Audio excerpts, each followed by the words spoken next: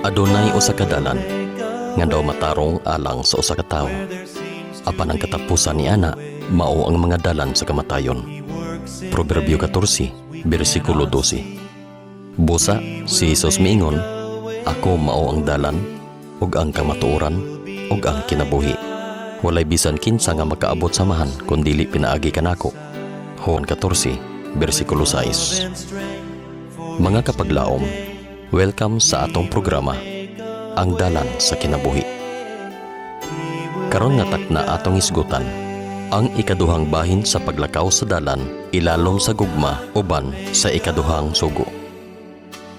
Sa ato nang nahisgutan sa milabay nga programa, ang ikaduhang sugo nagsugod sa pagpamulong sa Dios ngadto sa matag usa nga nagapasundayag og personal nga pakigdugtong. Kini nagapasabot nga kini nga sugo adunay kalabutan sa atong pakig-istorya kaniya. Mahimo kini pinaagi sa atong pagampo. Kung ang unang sugo nag-awhag kanato sa pag-ila kaniya aron mas molalom pa ang atong gugma kaniya, niining ikaduha nga sugo nagaawhag kanato sa pakigdugtong kaniya pinaagi sa atong pagampo.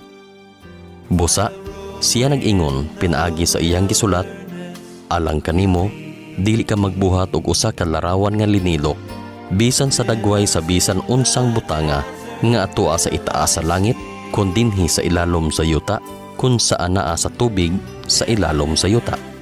Dili mo iyukbo ang imong kaugalingon kanila, ni mag-alagad kanila, kay ako si Jehova nga imong Dios.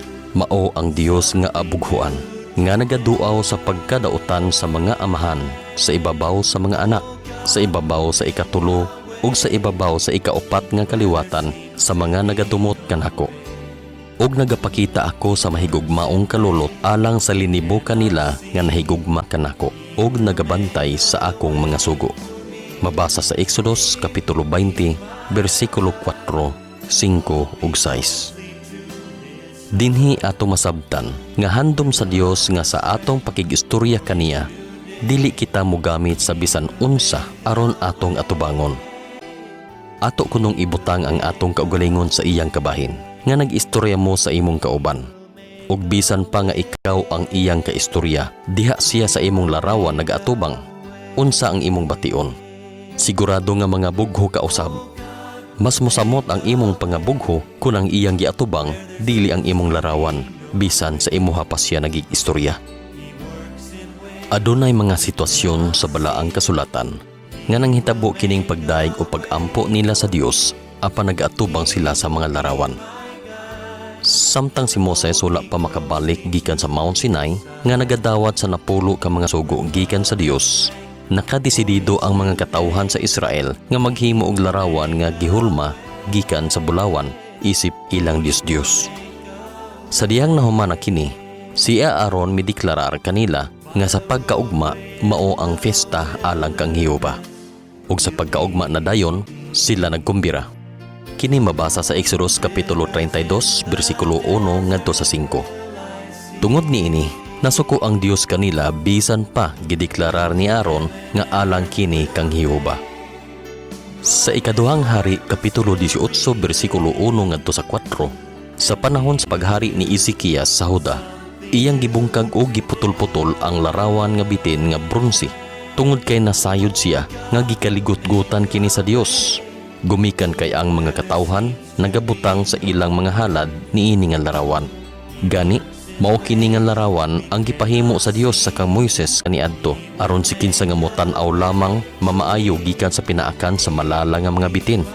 Apan ang mga katawhan nga nagabutang na hinuon og halad niini nga larawan nasayop sa pagsabot, tungod kay kini nga larawan nga bitin nga hinimo sa tumbaga nagapasabot man kini sa kang Ginoong Hesus nga ilansang sa cross nga nagapas-an sa atong mga sala. Ang sugo sa Dios klaro nga nalangkob niini ang bisan unsang dagway nga naa sa langit, dinhi sa yuta o naa sa tubig. Mga kapaglaom, sa atong paglakaw sa dalan sa kinabuhi, atong timan-an nga ang Dios abughuan. Dili siya buot nga aduna kitay larawan nga atubangon o yukbuan kung kita magaampo kaniya. Sa gisulti ni Hesus nga mabasa sa Juan kapitulo 4 bersikulo 24, ang Dios Espiritu, ug ang mga magasimba kaniya kinahanglan managsimba diha sa espiritu ug sa kamakuran. Busa, dili nato kalimtan nga atong ipagamot sa atong kasing-kasing ang mga pulong sa Dios sama sa awit ni David nga nagaingon, ang imong pulong maoy lamparahan sa akong mga tiil ug kahayag sa akong alagianan. Salmo 119:105. Kini si Pastor Victor Navarro mag-ingon, nga anaara sa atong pagpili kung unsa nga dalan ang atong subayon, ug hinaot, ang dalan sa kinabuhi mao ang atong palabihon.